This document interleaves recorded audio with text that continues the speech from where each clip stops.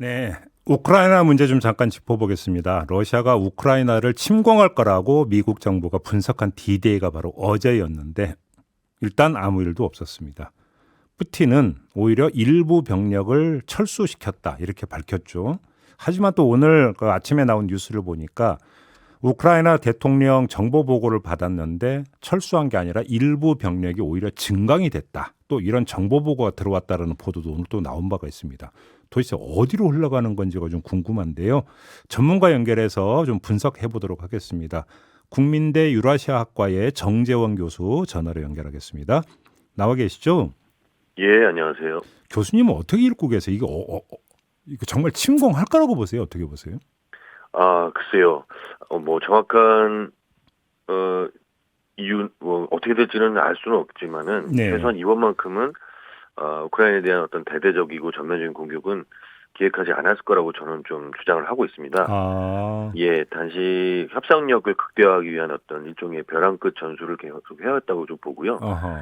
예, 너무나 잘 아시다시피 직접적인 위협을 당하는 게 아닌 상황에서 러시아가 어떤 한 주권 국가를 전면적으로 공격해서 점령하는 거는 어떤 국제적인 신뢰도나 또 경제적, 인구학적으로 거의 모든 면에서 치명적인 타격을 받을 수 있기 때문에 어허. 예, 그런 건 아닐 거라고 좀 보고 있습니다. 그 협상용이라고 말씀하시다 그건 그럼 좀 이따 한번 좀 자세히 좀 짚어보도록 하고요. 예. 일단 지금 미국 정부는 계속 이제 D-Day가 이때다는 게 흘리고 있지 않습니까? 그럼 이 흘리는 이유는 견제용이라고 봐야 되는 겁니까? 어떻게 봐야 되는 겁니까? 예, 이게 참 좀 흥미로운데요. 예. 정확한 이유는 모르겠습니다. 다만 이제 여러 경로로 일단 우리가 얘기할 수 있는 건 미국이 우리는 러시아의 고급 정보도 다 감청하고 또 감시하고 있다는 걸 보여주려는 의도도 있겠고. 그러겠죠. 또 이를 통해서 쉽게 러시아가 움직이지 못하게 경고한 것도 있겠습니다만 지속적으로 처음부터 어떤 이런 고급 첩보들을 대중에게 공개하는 방식은 조금 다른데 이 목적이 있지 않은가. 또 일종의 심리전의 일환일 수 있다 이렇게 좀 생각이 듭니다. 다른 데라고 하는 건 어떤 의미이십니까? 그거는 정말 여러 가지로 우리가 추측하기가 좀 어려운데요. 어쨌든 이 전쟁 자체가 러시아도 처음부터 자신의 그 이동을 다 거의 노출을 시켰고요. 또 이유가 아직 확실하지 않은 것을 미국 정부는 끊임없이 대중에게 공개하는 그런 방식으로 러시아가 곧 침략한다라고 하는 그런 것들은 뭔가 더 뒤에 더 큰 그림이 있지 않는가 이렇게 좀 생각이 듭니다. 그러면 조금 전에 협상용이라고 말씀하셨잖아요, 교수님. 그러면 러시아가 지금 그 협상용 내지 실리를 얻기 위해서 지금 압박하는 압박 전술이라고 이해를 한다면 러시아의 목표가 뭐예요, 그러면? 러시아의 목표는 일단 제일 중요한 것은 우리 흔히 알려져 있다시피 이제 나토에 우크라이나 가입하는 걸 저지하는 것입니다. 네네네. 예, 근데 그것은 단순히 이제 나토에 가입하는 것 그 자체가 아니라 나토에 가입하게 되면은 많은 부분들이 문제가 이제 심각해지는데요. 바로 이제 그 안에서 군사 훈련을 한다든지, 그렇죠. 또 미사일 기지가 배치된다든지, 그렇죠. 그 다음에 그것도 있지만 또 완충지도로 있었던 우크라이나가 사라짐으로써 미국이 주도하는 나토와 직접적으로 국경을 닫게 되죠. 근데 그거보다 더 안 알려져 있는 건 뭐냐면요.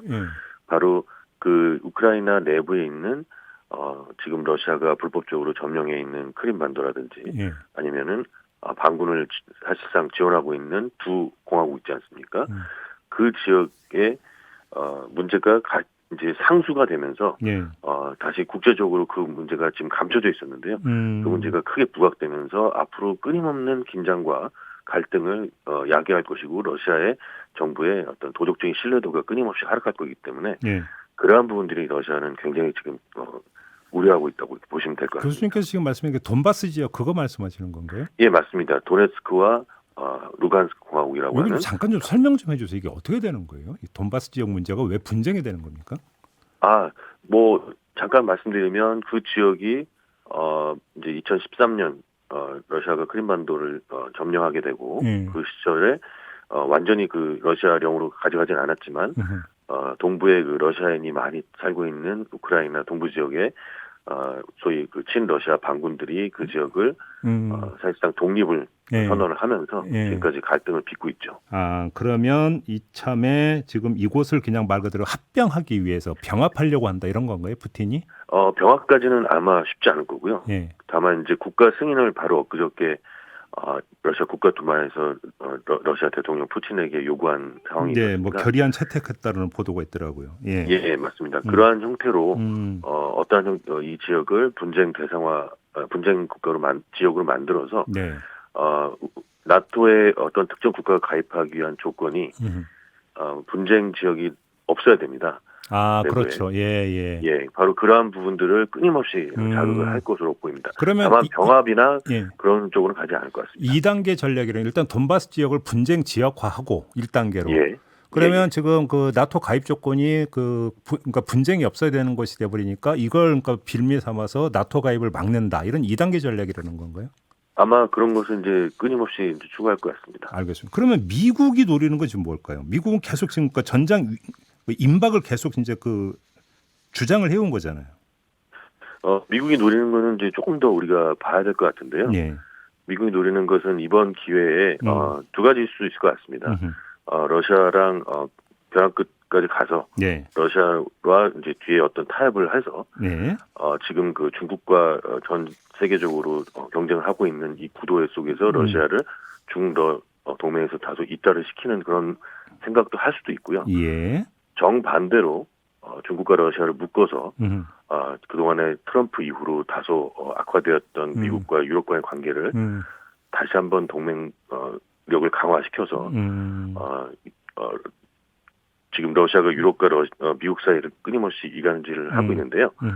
그런 부분은 유럽의 안보를 러시아가 위협하고 있다는 것을 부각시킴으로써 예. 미국이 다시 한번 러시아를 중국과 묶어서 압박하는 그런 어떤 작전의 일환이 아닐까 이렇게 좀 그럼 생각하고 있습니다. 교수님께서 보시기에는 일촉즉발이 아니라 장기화될 가능성이 있다고 진단을 하시는 것 같은데 만약에 이 예. 사태가 장기화되면 우리에게도 영향을 미칩니까? 그렇죠. 이 긴장 상태가 장기화될 경우에 예. 물론 이제 군사적 충돌의 가능성은 약화될 수 있습니다만 예. 어쨌든 전 세계 경제는 유가나 곡물가 중심으로 아주 불안정성이 크게 증대될 거라고 봅니다. 예. 그런데 더 위험한 것은 아무래도 이제 국지전이라든지 러시아가 분명히 국지전을 강화시킬 수도 있습니다. 그럴 경우에 러시아에 대한 강력한 제재가 이제 생각이 나올 것이고 그럴 경우에 우리의 러시아 간의 무역이나 투자도 역시 크게 영향을 받을 것입니다. 또 현지에 나가 있는 약 13개 이상의 한국 거대 기업들과 교민들의 경제 안전에도 큰 영향이 있을 것이고요. 예. 또 나아가 동북아에서도 중러 대 미일 간의 갈등 혹은 중러 대 미국, 유럽 간의 갈등이 구도가 한층 더 고조돼서 우리 북한과의 관계도 불안정한 상황으로 이어질 수 있다고 봅니다. 그러면 현 정부나 차기 정부가 지금 어떻게 접근을 해야 되는 겁니까? 이 문제에 대해서. 이 문제는 사실 그 부분까지 제가 잘 예. 고민을 해보진 못했는데요. 예. 끊임없이 어쨌든 미국의 제재 아마 요구가 만약에 있다면 앞으로 그 부분에 대해서 우리가 좀 독자적으로 판단해야 될 필요가 있을 것 같습니다. 심지어 박근혜 정부 하에서도 이러한 러시아에 대한 제재를 우리는 좀 거부를 하고 독자적인 정책을 폈던 적이 있었던 걸 봐서 박근혜 정부 때 그랬었었나요? 예, 그렇습니다. 예. 그 부분에 대해서 러시아도 굉장히 감사해하고 지금도 좋은 관계가 되고 있습니다. 예. 그러니까 우리가 앞으로 어떤 정부가 됐든 그 부분은 반드시 독자적인 전수적인 그런 정책을 폈으면 좋겠습니다. 결국 지금 미중 관계 속에 지금 우리가 끼어 있는데 여참 또 예. 미러 관계에도 끼어 버린다 이런 이야기가 되는 거네요. 그러면 그렇습니다. 굉장히 좀 조심스러운 상황이 계속 펼쳐지고 있을 것 같습니다. 뭐 그렇게 복잡하고 살얼음판이에요 지금. 한 발 한 발 내딛는 게 정말 참 어려운 문제인 것 같네요. 알겠습니다. 예, 그렇습니다. 예. 자, 말씀 여기까지 드릴게요. 고맙습니다.